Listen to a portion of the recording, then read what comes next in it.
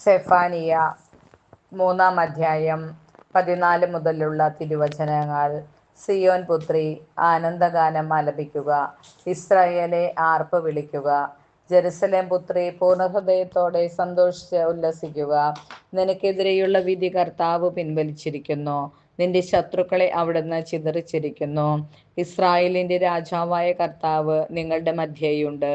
നിങ്ങൾ ഇനിമേൽ അനർത്ഥം ഭയപ്പെടേണ്ടതില്ല. അന്ന് ജെറുസലമിനോട് പറയും, സിയോനെ, ഭയപ്പെടേണ്ട, നിന്റെ കരങ്ങൾ ദുർബലമാകാതിരിക്കട്ടെ. നിന്റെ ദൈവമായ കർത്താവ്, വിജയം നൽകുന്ന യോദ്ധാവ് നിന്റെ മധ്യേയുണ്ട്. നിന്നെക്കുറിച്ച് അവിടുന്ന് അതിയായി ആഹ്ലാദിക്കും.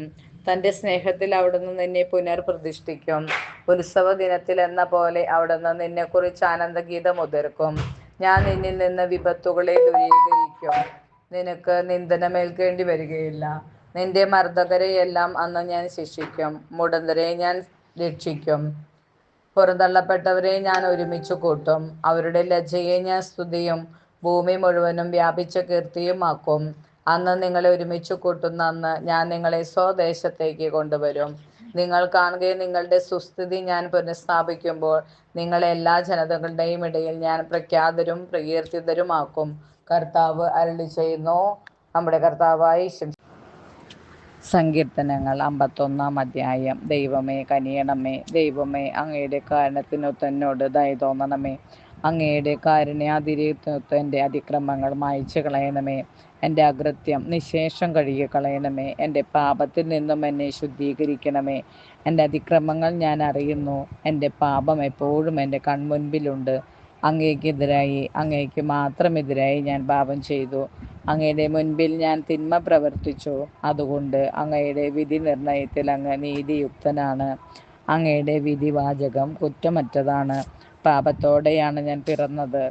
അമ്മയുടെ ഉദരത്തിൽ ഉരുവായപ്പോഴേ ഞാൻ പാപിയാണ്. ഹൃദയ പരമാർത്ഥതയാണ് അങ്ങ് ആഗ്രഹിക്കുന്നത്. ആകയാൽ എൻ്റെ അന്തരംഗത്തിൽ ജ്ഞാനം പകരണമേ.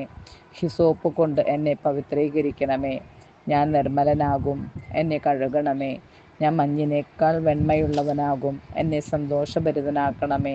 അവിടുന്ന് തകർത്ത എൻ്റെ അസ്ഥികൾ ആനന്ദിക്കട്ടെ.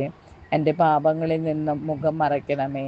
എൻ്റെ അകൃത്യങ്ങൾ മായ്ച്ചു കളയണമേ. ദൈവമേ, നിർമ്മലമായ ഹൃദയം എന്നിൽ സൃഷ്ടിക്കണമേ. അചഞ്ചലമായ ഒരു നവചൈതന്യം എന്നിൽ നിക്ഷേപിക്കണമേ. അങ്ങയുടെ സന്നിധിയിൽ നിന്നും എന്നെ തള്ളിക്കളയരുതേ. അങ്ങയുടെ പരിശുദ്ധാത്മാവിനെ എന്നിൽ നിന്ന് എടുത്തു കളയരുതേ. അങ്ങയുടെ രക്ഷയുടെ സന്തോഷം എനിക്ക് വീണ്ടും തരണമേ. ഒരുക്കമുള്ള ഹൃദയം നൽകി എന്നെ താങ്ങണമേ. അപ്പോൾ അതിക്രമികളെ ഞാൻ അങ്ങയുടെ വഴി പഠിപ്പിക്കും.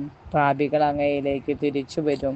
ദൈവമേ, എൻ്റെ രക്ഷയുടെ ദൈവമേ, രക്തപാതകത്തിൽ നിന്നും എന്നെ രക്ഷിക്കണമേ. ഞാൻ അങ്ങയുടെ രക്ഷയെ ഉച്ചത്തിൽ പ്രകീർത്തിക്കും.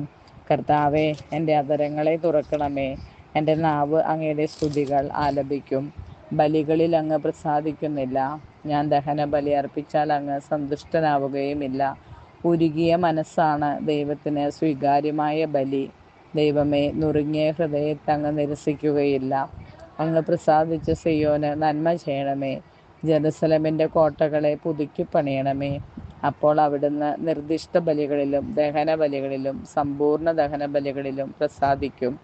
അപ്പോൾ അങ്ങയുടെ ബലിപീഠത്തിൽ കാളകൾ അർപ്പിക്കപ്പെടും. നമ്മുടെ കർത്താവായ ശംശയ്ക്കും സ്തുതിയും.